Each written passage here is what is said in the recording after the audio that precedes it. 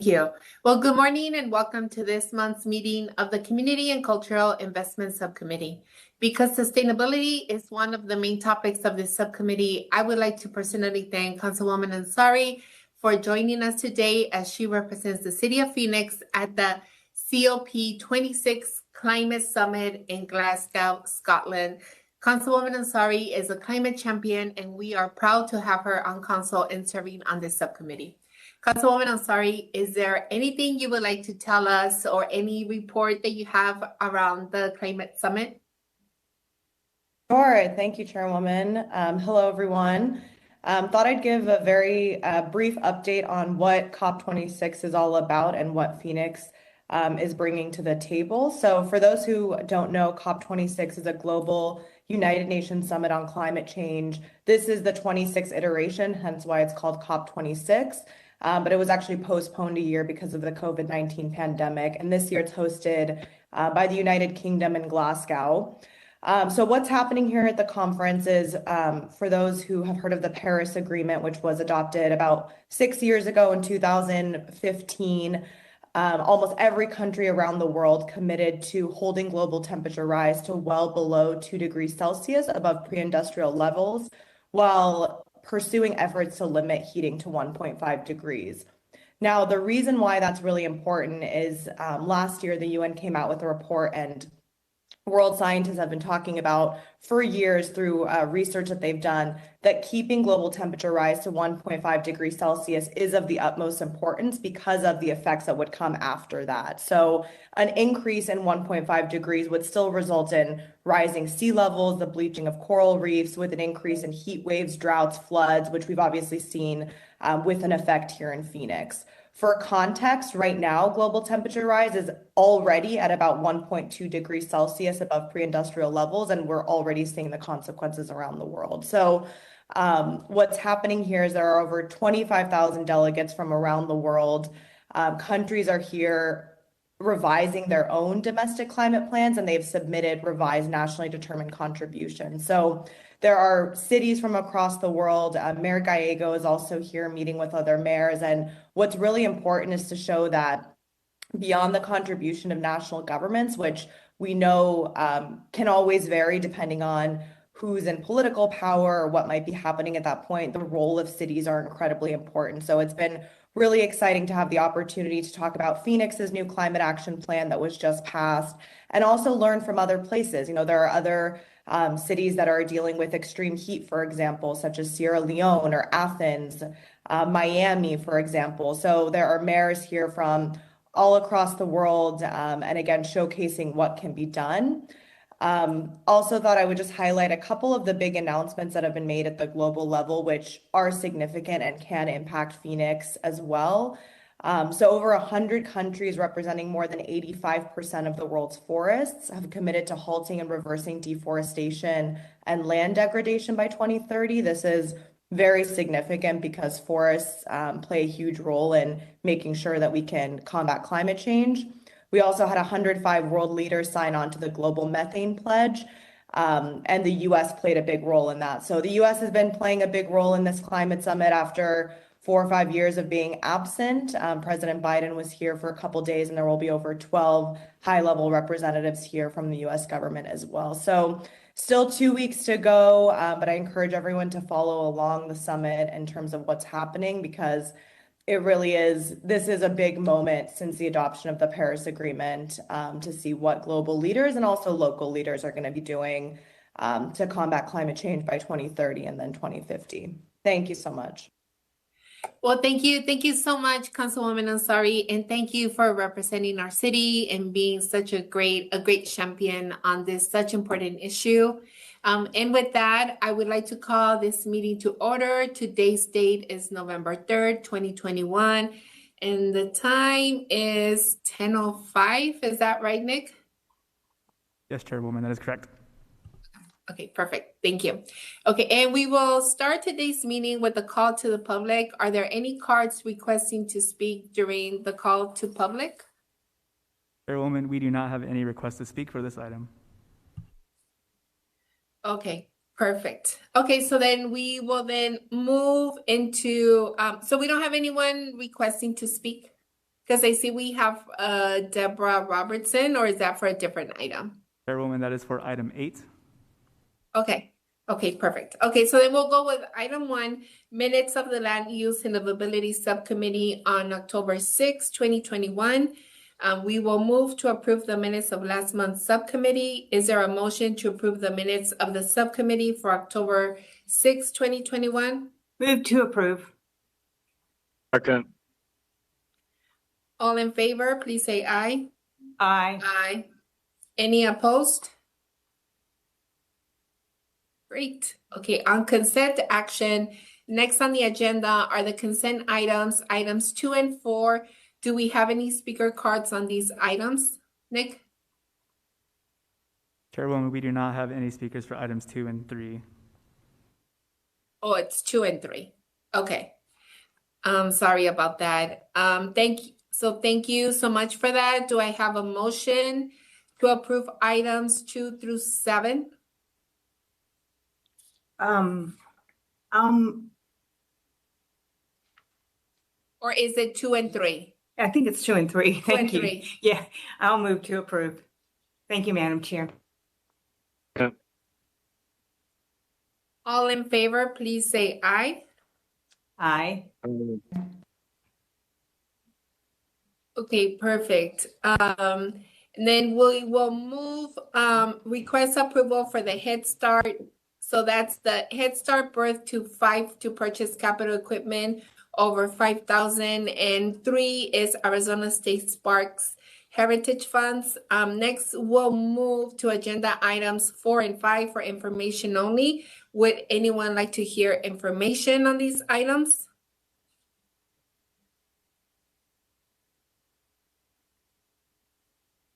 No? Okay. Hearing none, then we will move to item 6.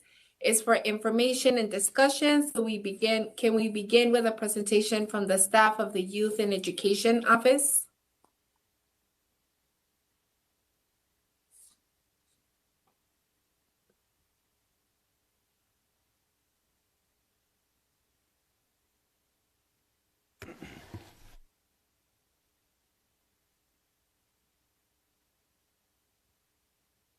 Good morning, Chairwoman Godardo and members of the subcommittee.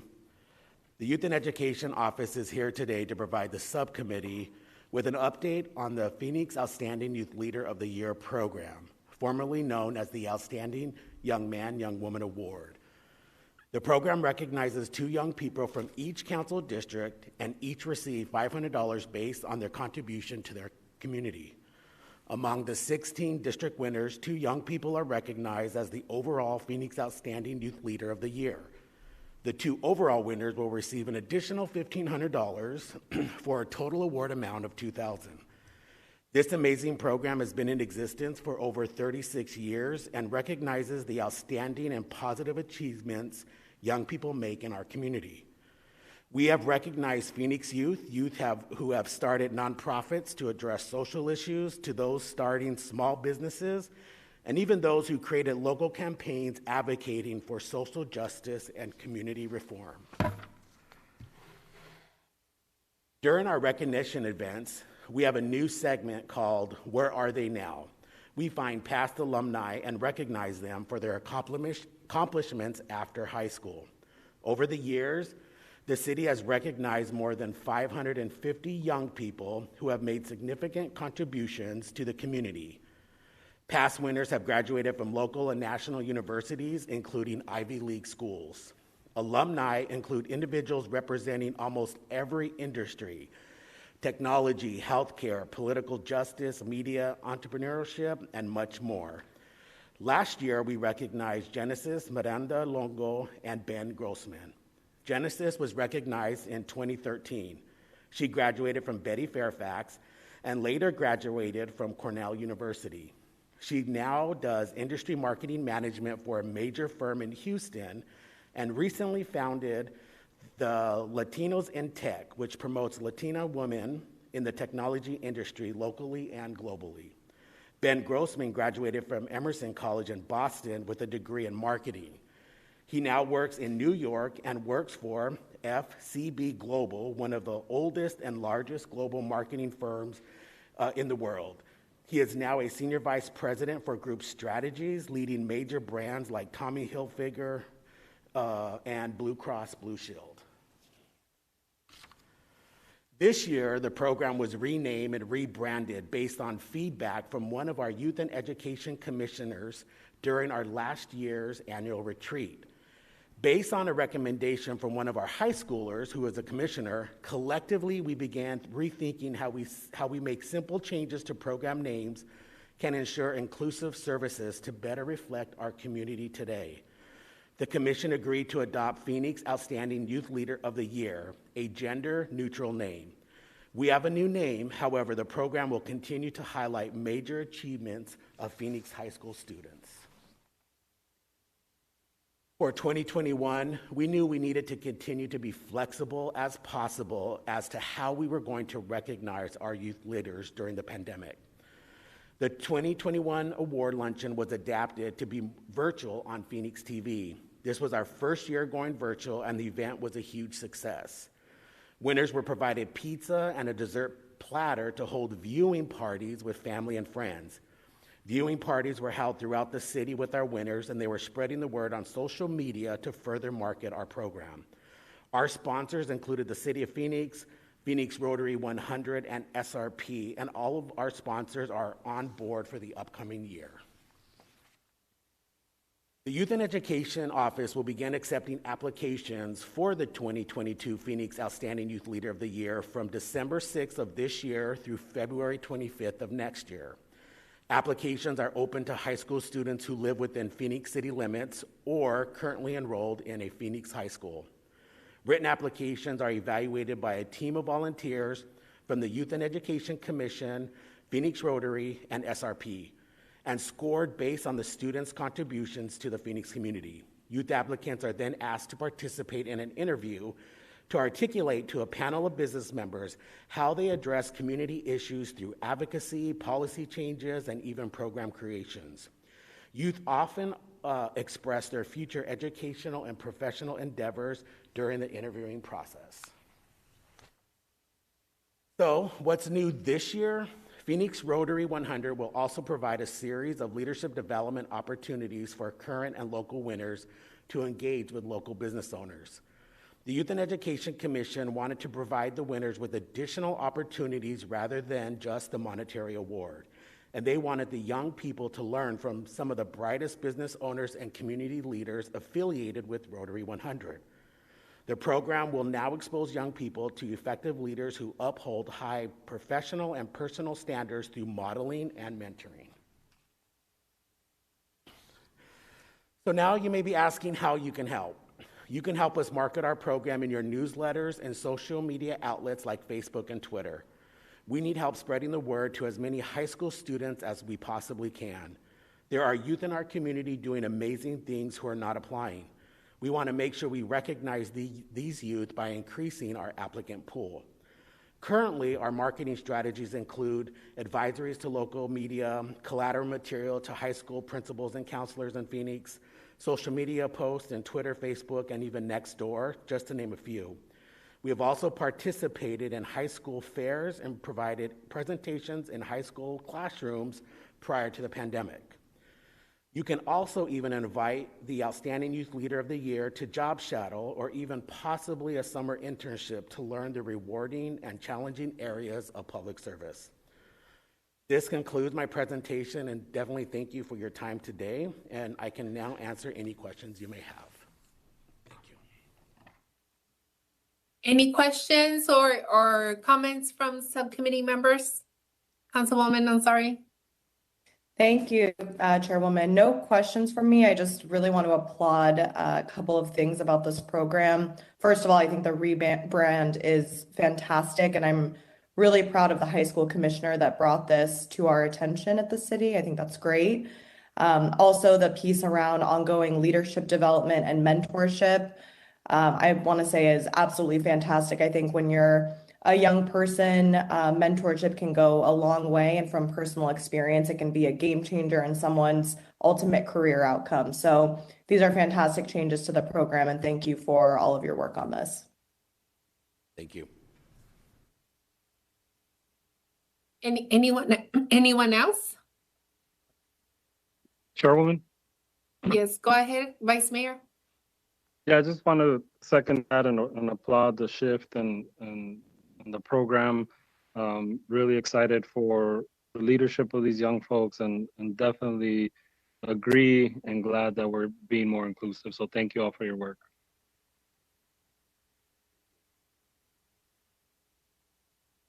Great. I also want to say thank you for all of your hard work. I know from my own personal experience, I know how important it is.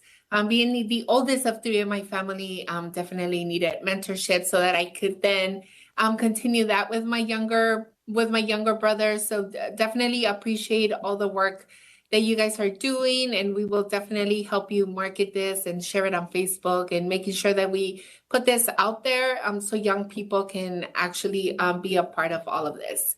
And anyone else? Great. Okay, well, thank you. Thank you so much for all of your hard work. And now we will move to items 7 and 8 for discussion and possible action. We will start with item 7 and a presentation from the Neighborhood Services Department on request to issue shopping cart retrieval contract RFP.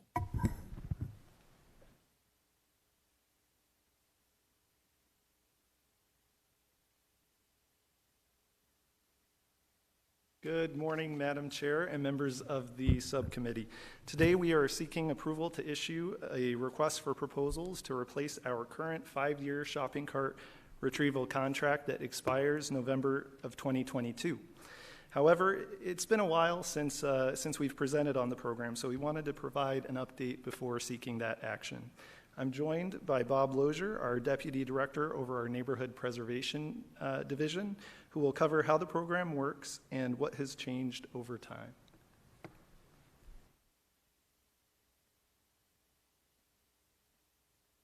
Thank you, Spencer. Good morning, Madam Chair and members of the subcommittee.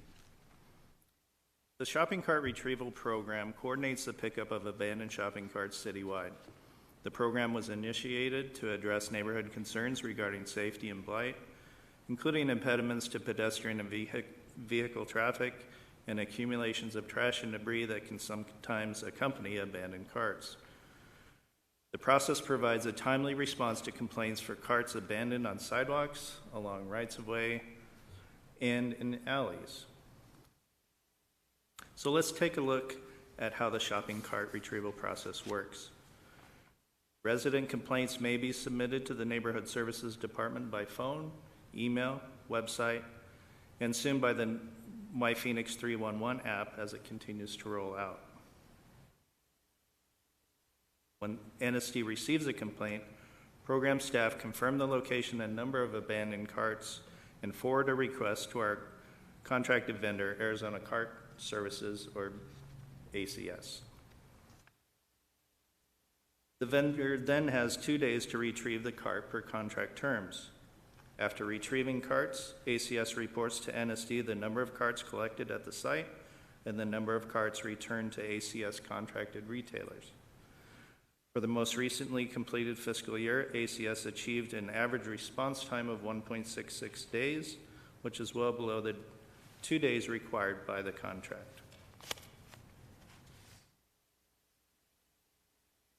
ACS also conducts strategic cart retrievals within focus areas identified by the Neighborhood Services Department. NSD works with community stakeholders to identify these focus areas. Stakeholders include residents, neighborhood associations, property and business owners, and other city departments. These proactive cart retrievals are effective in addressing safety and blight issues created by abandoned carts. The map depicts the density of abandoned cart retrievals for fiscal year 2021 and the first quarter of the current year. The warmer colors indicate the more intensive areas for abandoned carts and are generally concentrated in the city central core from just north of downtown to Deer Valley Road in North Phoenix. The more intensive areas are also where the majority of our strategic retrieval focus areas are located. When carts are retrieved by ACS, they return them to the appropriate retailers. NSD uses this information to communicate with retailers about the negative effects of abandoned carts on neighborhoods and encourage them to use contracted services and technology to better retain carts within their business premises. Where retailers do not have retrieval services in place, the city bills them $50 per return cart. I also want to share some details about the program's history. It was originally designed to be cost recovery from the fees billed to retailers that did not have retrieval services. These fees were used to encourage retailers to implement retrieval services, and in the early years of the program, the city billed for thousands of return carts. As retailers continue to contract for services, the number of billable carts has reduced significantly in recent years. As a result, the last year the program achieved cost recovery was fiscal year 2014-2015. In 2017, following several years of significantly declining billable carts, the City Council approved an increase in the fee to retailers from $25 to $50 to increase cost recovery to a 40% level. This graph of vendor costs and billable fees demonstrates how program costs continue to outpace recoverable fees by a wide margin in recent years. For the current fiscal year, the difference is projected at about $23,000. Additionally, cart retrievals increased significantly in the recently completed fiscal year. Based on the first quarter data for the current year, we are projecting retrievals to continue on a significant upward trajectory that could top 9,000 carts. Spencer? Thank you, Bob. With that, we request that the subcommittee recommend approval of our issuance of an RFP for a new 5-year contract to continue this important program beyond November of 2022, and we would be happy to answer any questions you may have. Any questions or comments or concerns? Yes, Yes, Councilwoman Stark. thank you. Spencer, could you talk a little bit about when you come upon a shopping cart that may have people's belongings in it? How do we handle that? Thank you, Councilwoman, and that's a great question. Certainly, especially now with the increase that we've seen in individuals experiencing homelessness across the city, we have and continue to want to make sure that we are not disposing of anyone's personal belongings. And so from time to time, there is abandoned property in shopping carts or personal belongings. And when we receive a request through our call line, we send staff out to look at that cart. And if there are belongings within the cart, if they're considered a filled cart, then we will tag the cart and then wait at least 24 hours before coming back out. If the cart is still there and the tag remains on the cart, then we won't touch it. We consider, so if it remains and the tag is still there, I apologize, then we consider the property to be abandoned. If it has been moved or the tag has been pulled off, then we know that it belongs to someone and we leave that cart alone. Thank you. I appreciate that. We need to respect people's belongings. Thank you. Anyone else? Comments? Councilwoman Ansari? Thank you, Chairwoman. Just a couple of questions for Spencer. What would you say are the main couple of reasons, or have you found a couple main reasons that you would say that these shopping carts have been abandoned? Sure. So it can be for a variety of reasons. We know in working with some of the retailers who these carts belong to ultimately, that there are some folks who use the carts in order to transfer whatever they've purchased at the stores, at the retailers, to and from other locations, right? Either they bring them to maybe a bus stop.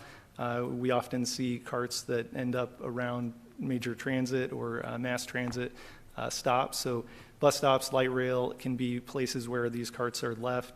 However, we also know that some folks use them to do other things with, including, and we mentioned individuals experiencing homelessness. They may use those carts for a time to transfer belongings, and then at some point, maybe they go into services or do something else, move to a different area, and leave the cart behind. Sometimes they use them as waste receptacles, so they leave anything that they don't want any longer or any trash in those receptacles and then move on. And so the shopping carts themselves are easily movable, and so they tend to be used for a variety of purposes if once they leave the grounds of the retailer where they originated. I see. Okay. Well, I guess based on that, I'm wondering if whether the city's looked into, and this is more of a thought than a question, but whether we can find opportunity areas nearby, if this is happening in certain areas in particular, where we could provide resources for people experiencing homelessness. And then on the transportation issue, now that we have our pilot program with the free passes, perhaps maybe we can look into offering free passes to grocery stores. I don't know if this will do anything, but potentially a prevention measure, but definitely very much support this program regardless. I think, safety is a top priority, but perhaps we can do something to prevent the issue overall. Thank you, Councilwoman. Vice Mayor? Thank you, Chairwoman. Spencer, I had questions around what does the retrieval look like? I have a couple of grocery stores or shopping centers near the canal, and one site in particular, we end up finding a lot of shopping carts in the canal or in different places. So kind of just want to know what the scope of their ability to pick things up, like can they get them from canals, or if they find them in certain places, how much can they retrieve? If you understand my question. Sure. So, Madam Chair and Vice Mayor, so we do collect carts from a variety of areas. I don't believe we pull carts out of the canal, but I'll ask Bob to share more information for your question. Yes, Councilman, thank you for the question. With carts in the canals, we typically have to work with the utility that is responsible for that. They do interface with our department frequently when those occur, and they will notify us when carts have been retrieved from canals, because typically they're blocking the flow of water or causing collection problems with debris and that sort of thing. So we do work closely with them, but it's typically in concert with SRP or whoever might happen to have control of that particular canal. So on your case in particular, we're happy to look into that situation and get you more detail for that. Okay, thank you. Any other questions? No, well, thank you so much for everything, Spencer. Great presentation, and something that's definitely needed, that we continue to do and keep trying to, as we continue to do better for our communities and in our streets. I'm definitely very supportive of this. So can I get a motion to approve item 7? Motion to approve item 7. Second. All in favor, please say aye. Aye. Anyone opposed? Great, it passes 4-0. Now we will move to, thank you so much. And now we'll move to item 8, rental rehabilitation program project awards.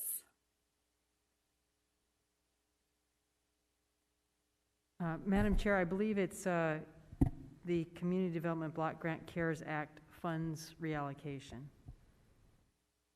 Okay, well, okay. There may be a typo on some that we provided, so we'll get that fixed. But that's the item number 8. Okay, perfect. Thank you, and thank you for that clarification.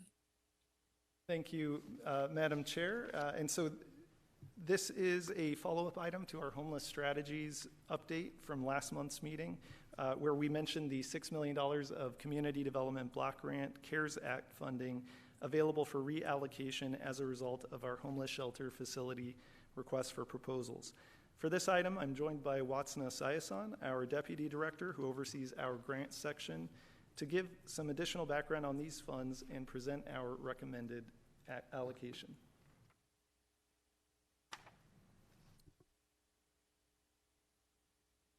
Thank you, Spencer. Madam Chair and members of the subcommittee, as you recall, the Federal CARES Act provided community development block grant funds through the Department of Housing and Urban Development to states, insular areas, and local governments to prevent, prepare for, and respond to the spread of COVID-19.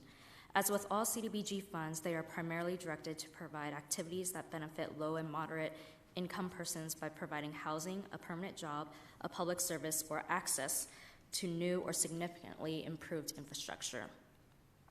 Eligible CDBG activities include public service, housing-related activities, public improvements and facilities, acquisition of real property, economic development, general administrative and planning services. Since May of 2020, NSD has implemented multiple programs as authorized by City Council utilizing CDBG-CV funds towards homeless support services, microenterprise COVID relief grants, local nonprofit COVID relief grants, and owner-occupied rehabilitation shelter in place services. In May of 2021, at Council's direction, NSC posted a $14 million request for proposals for shelter acquisition and facility improvements, resulting in 2 awards for a total of $8 million, $4 million for CAS and $4 million for CBI. This left $6 million available to allocate towards new CDBG-CV eligible programs. On the next few slides, we'll present our recommendations on how to reallocate that $6 million. First, we recommend using $1.6 million to fund unawarded CARES Act Emergency Solutions Grant Program proposals in an effort to prevent, prepare for, and respond to the coronavirus pandemic amongst individuals and families who are homeless or receiving homeless assistance. That RFP resulted in 13 solicitations in which 10 agencies were awarded. Of the 13 recommended proposals, 3 did not move forward for award due to the lack of available ESG-CV funding. The 3 proposals consisted of 2 from the Salvation Army in the amount of $1,184,767 for emergency shelter services and $307,548 for street outreach services, and 1 from the CAS in the amount of $200,000 for rapid rehousing services. So NSC would work with these 2 agencies and Human Services Department to identify eligible CDBG-CV expenses from their proposed budgets and develop scopes of work to draft and ultimately execute contracts. Next, we propose using $2 million of the available $6 million to fund real property acquisitions of facilities to provide expanded shelter beds for individuals and families experiencing homelessness in the city of Phoenix. So this would be similar to the RFP for which the CAS and CBI projects we discussed last month, but with a few exceptions. The open application process would be an open rolling application that would not close until we receive sufficient applications.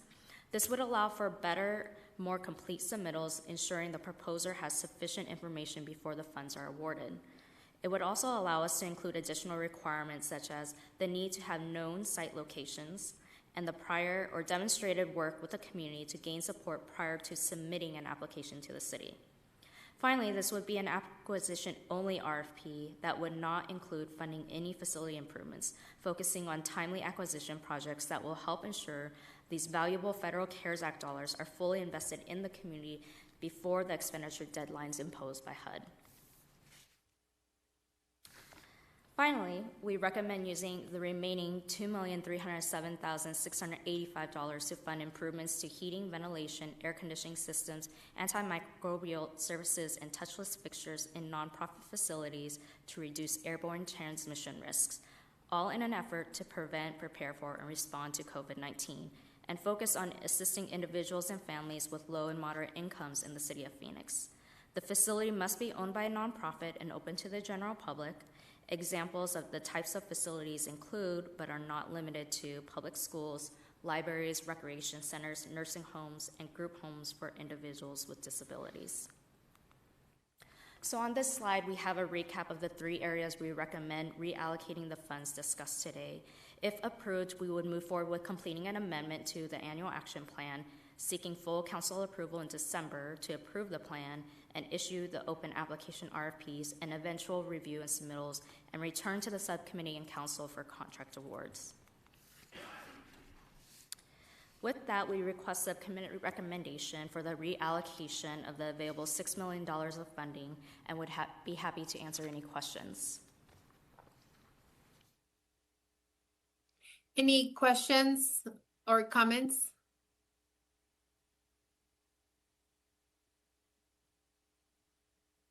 Councilwoman, I'm sorry. Oh, I'm sorry. We have someone. I'm sorry, Councilwoman. Can we go to the speakers first? Yes, definitely. Okay, perfect. Thank you. Nick, go ahead. Chairwoman, we have Deborah Robertson. Deborah, are you on the line?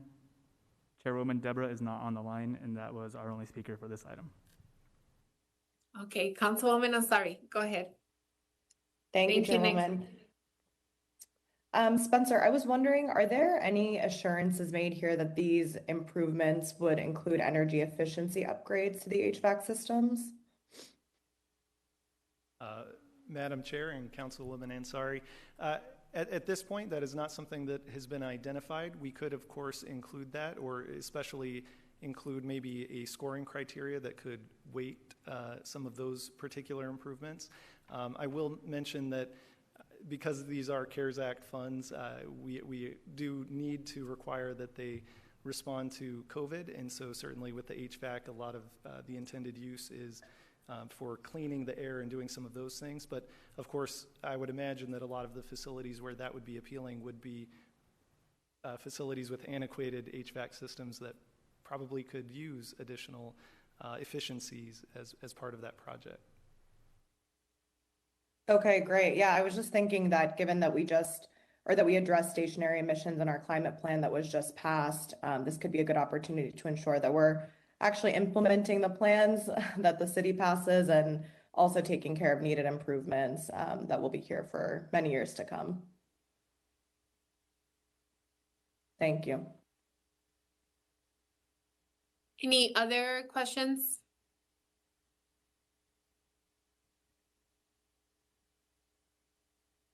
So I guess Spencer, my only question is making sure that do you have a list of the different schools that we want to make sure that we get this information to?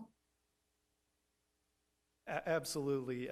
We plan to work with our Youth and Education Office and make sure that all schools within the City of Phoenix have access to this. And if there are any particular schools that any of our council members or anyone else would like us to reach out to and make sure that they see this list, please let me know.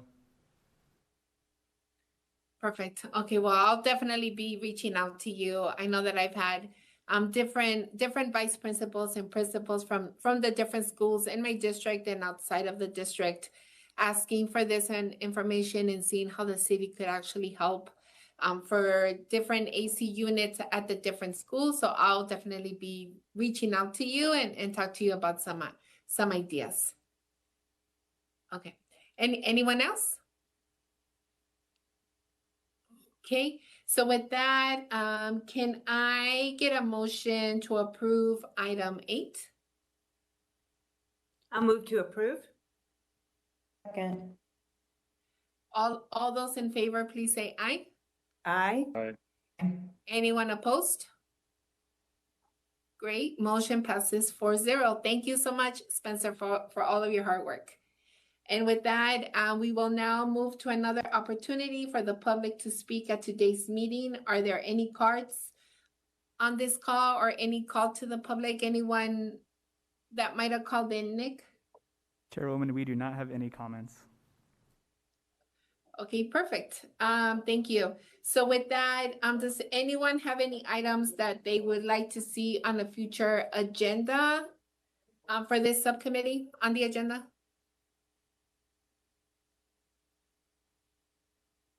Okay, great. Then you guys can always call me if anything pops up in the next couple of weeks. And with that, that is the last item on today's agenda. I thank my fellow committee members, all of our city staff and community members who participated today. And with that, this meeting is adjourned. Thank you.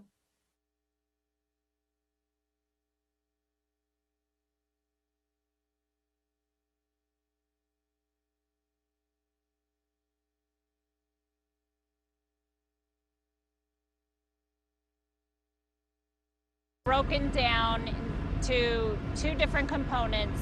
You'll have the rubber and some of the wire will be liberated. Then it's fed into the cryogenic system. Cryogenic is another way of separating wire and steel from rubber. And it freezes the rubber to minus 300 degrees Fahrenheit. At that point, rubber acts like a glass and goes to a heavy hammer mill. And it's smashed into 1 million pieces. The steel and the fibers removed